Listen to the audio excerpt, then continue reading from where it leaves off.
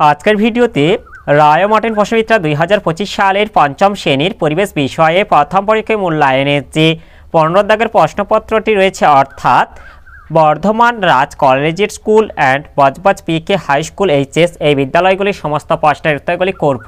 তার আগে তোমরা কেউ যদি আমার চ্যানেলে নতুন হয়ে থাকো তাহলে চ্যানেলটি অবশ্যই সাবস্ক্রাইব করে নেবে। প্রথমে একইটা আছে, সঠিক উত্তরটি নির্বাচন করে লেখো যে কোনো 6টি। একের এক আছে, ত্বকে রোদ লাগালে কোন ভিটামিন তৈরি হয়? এটা হবে ভিটামিন ডি হবে। এরপরে একের 2 আছে, গন্ডারের খড়গ আসলে এটা হবে চুল হবে। একের 3, কাদার ভাগ বেশি থাকে এটা হবে এঁটেল মাটিতে। একের 4, একটি পোষ্য প্রাণী হলো এটা ঘোড়া হবে। এরপরে একের 5, মাটির একটি সজীব উপাদান হলো এটা কেঁচো হবে। একের 6, ত্বকের এটা হবে উপরের স্তরে রক্ত থাকে না। এরপরে একের 7 আছে, কাকাতুয়ার ঝুঁটি আসলে এটা হবে পালক হবে। একের 8, রুই মাছের এটা হবে 7টা পাখনা আছে।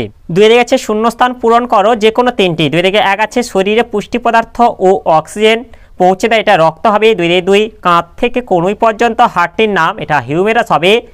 3, যক্ষা রোগ প্রতিরোধের চিকিৎসা হয়। এরপর 4 আছে, মেলানিন থাকার জন্য চামড়ার রং কালো হয়। এরপর 5 আছে, কেঁচো একটি অমেরুদণ্ডী প্রাণী।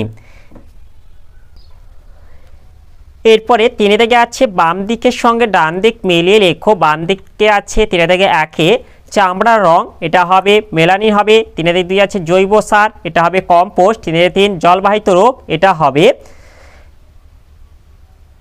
কলেরা। এরপর 3-4 আছে, ঔষধি গাছ এটা হবে সর্পগন্ধা। 3-5, নিত্যবহ নদী এটা হবে গঙ্গা। এরপরে 4 আছে, নিচের প্রশ্নগুলির উত্তর দাও। 4-1 আছে, 2টি শিকারি মাছের নাম লেখো। 2টি শিকারি মাছের নাম হলো শোল, শাল। এরপরে 4-2, জল নষ্ট করলে ভবিষ্যতে কি হতে পারে? এর উত্তরটি হলো,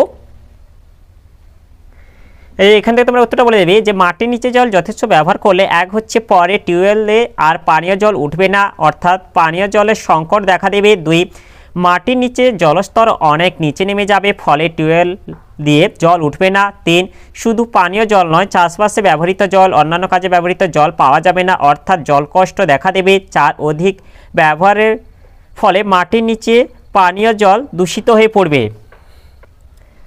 এরপরে 5 আছে, নিচের প্রশ্নগুলির উত্তর দাও। 5-1 আছে, বিভিন্ন মাটির জল ধারণের ক্ষমতা ভিন্ন ভিন্ন কেন? এর উত্তরটি হলো, বিভিন্ন মাটির জল ধারণ ক্ষমতা ভিন্ন ভিন্ন হওয়ার কারণ হলো, 1 হচ্ছে মাটির উপাদানগত বিভিন্নতা।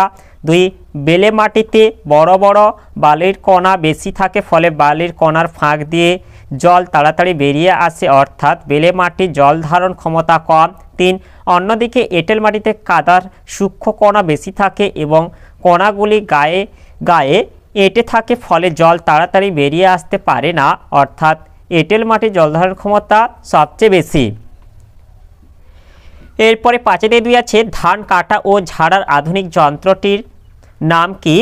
এটি দিয়ে কি কি করা যায়? এর উত্তরটি হলো, যে অত্যাধুনিক যন্ত্রের সাহায্যে ধান কাটা ও ঝাড়া হয় তাকে হারভেস্টার বলে, অর্থাৎ ধান কাটা ও ঝাড়ার আধুনিক যন্ত্রের নাম হলো হারভেস্টার। এরপরে প্রশ্ন উত্তরটি হলো, হারভেস্টারের সাহায্যে ধান কাটা, মাড়াই, ঝাড়াই এর মাধ্যমে ধানকে খড় থেকে আলাদা করে এক জায়গায় জড়ো করে রাখা যায়। হারভেস্টারের ব্যবহার মানুষের পরিশ্রম ও সময় দুইই কমিয়ে দিয়েছে। তাহলে আজকের ভিডিওতে আমরা পঞ্চম শ্রেণীর পরিবেশ বিষয়ে যে 15 দাগের প্রশ্নপত্রটি ছিল, অর্থাৎ বর্ধমান রাজ collegiate school and Budge Budge PK high school HS এই বিদ্যালয়গুলির সমস্ত প্রশ্নের উত্তরগুলি শেষ করলাম। আর তোমরা কেউ যদি আমার চ্যানেলটা এখনও সাবস্ক্রাইব করে রাখোনি তাহলে চ্যানেলটা অবশ্যই সাবস্ক্রাইব করে নাও। আর ভিডিওটি ভালো লাগলে ভিডিওটিকে অবশ্যই লাইক, কমেন্ট ও শেয়ার করে দেবে।